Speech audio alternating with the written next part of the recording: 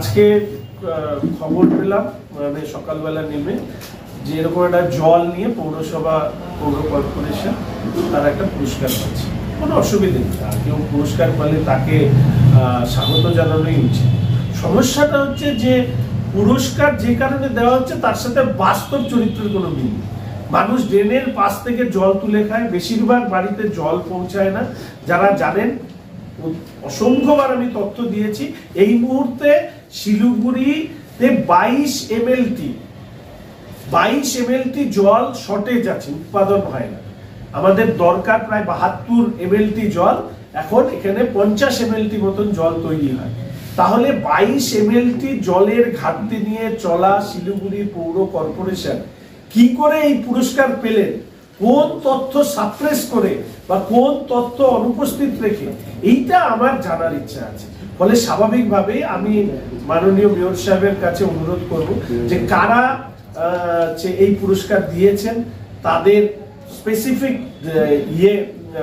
কর্তৃপক্ষের নাম এবং কি কি তথ্যের ভিত্তিতে পুরস্কার পাওয়া গেছে। মানে নিশ্চয়ই কর্পোরেশন থেকে কোনো তথ্য দেওয়া হয়েছে, পরিশ্রুত জল দেখলাম বিভিন্ন কম্পোনেন্ট বা প্যারামিটার, সেইটা মানুষের সামনে ঘোষণা করে। না, প্রথম কথা হচ্ছে আমার এই পুরো বিষয়টি শ্বেতপত্র আকারে প্রকাশ করা, যে কেন্দ্রের টিম সার্ভে করে রিপোর্ট দিয়েছে না কর্পোরেশন রাজ্যের সরকারকে রিপোর্ট দিয়েছে, রাজ্যের সরকার আবার কেন্দ্রকে পাঠিয়েছে।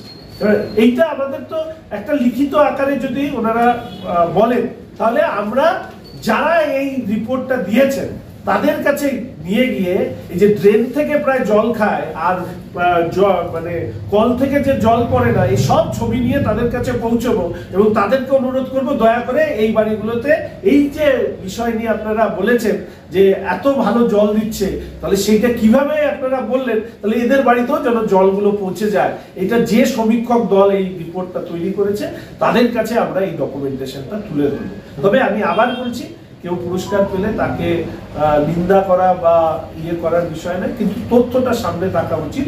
কারণ আমাদের অনেকেই আমাদের এই রাজ্যের সরকার খুব মাঝে মাঝেই বলে সমীক্ষক টিমের এই আমরা এই পেয়েছি, কেন্দ্রের এই পেয়েছি।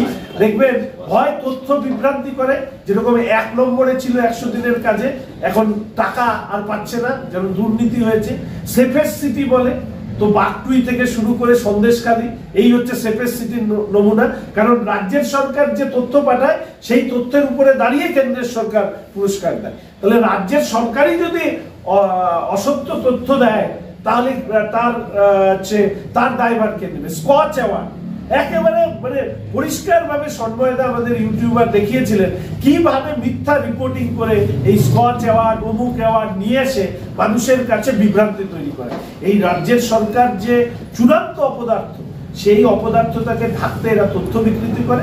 ফলে জলের ক্ষেত্রেও আমরা চাই যে ইন্সপেকশন টিম এসছে, যদি এটা রাজ্যের সরকারের হয় বা কেন্দ্রের সরকার, যাদের কাছে তাদের কাছে আমরা গিয়ে অনুরোধ করব to review all these things. Whatever the data we have right now in our hand, we will submit all this data, যাতে ওনাদের কাছ থেকেও আমরা একটু সদুত্তর, যদি শিলিগুড়িতে 22 মেট্রিক টন এমএলটি জলের অভাবে যারা পুরস্কার পায়, তাহলে পশ্চিমবঙ্গে তো এরকম দেখা যাবে যে এর থেকেও খারাপ অবস্থাতে মনে হয় পশ্চিমবঙ্গের বেশিরভাগ শহরগুলো আছে।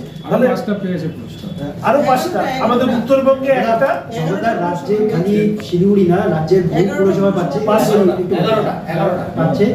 আর দ্বিতীয় হচ্ছে যে আপনি যেটা বলছেন, তার মানে যে সেন্ট্রাল টিমের নামে তো বলা হয়েছে যে সেন্ট্রাল টিম পর্যবেক্ষণ, কিন্তু আপনি সেন্ট্রাল টিমকেও চ্যালেঞ্জ করছেন যে সেন্ট্রাল টিম ঠিকঠাক কাজ করে না। এর আগেও যতগুলো অ্যাওয়ার্ড দেওয়া হয়েছে সেগুলোও ঠিক না এবং এগুলো দেওয়া হচ্ছে, তার মানে সেন্ট্রাল টিমও ঠিকঠাক কাজ করেনি, যেমন তাদের যে পর্যবেক্ষণ করা উচিত তারা করে। প্রথম কথা হচ্ছে চ্যালেঞ্জ শব্দটা কঠিন। আমি এর আগেও সেফেস্ট সিটির সম্পর্কে আমি বলেছিলাম যে রিভিউ করা দরকার। আমরা আমাদের তথ্য, আমরা কোনো কাউকেই চ্যালেঞ্জ করছি। বাস্তবে কি আপনি জল পান? আমার বাড়িতে যেমন জল পড়ে, তাহলে আমার সাথে তো বাস্তবের সাথে যদি যে রিপোর্ট প্লেস করা হচ্ছে সেটা যদি না মেলে, তাহলে তো আমার প্রশ্ন করার অধিকার আছে। চ্যালেঞ্জ না, রিপোর্টটা তো প্রকাশ করা হচ্ছে। আমি সন্দেহ করছি, কমিটির যোগ্যতা নিয়ে সন্দেহ প্রকাশ না, আমি আবার বলছি, it was stated by the mayor, not stated by the committee, those who are responding, মানে যারা রেসপন্ড করেছে সেই পাঠানোর তারা দেখবে নিশ্চয়ই, যারা যে কমিটি তারা কি এই কথা বলেছে? তারা তো বলেনি। তাদের অন বিহাফ অফ দেম এটা মেয়র সাহেব বলেছেন যে সেন্ট্রাল থেকে কমিটি এসে এই রিপোর্ট বানিয়েছে, right? Am I right or wrong? না, একটা চিঠি এসেছে।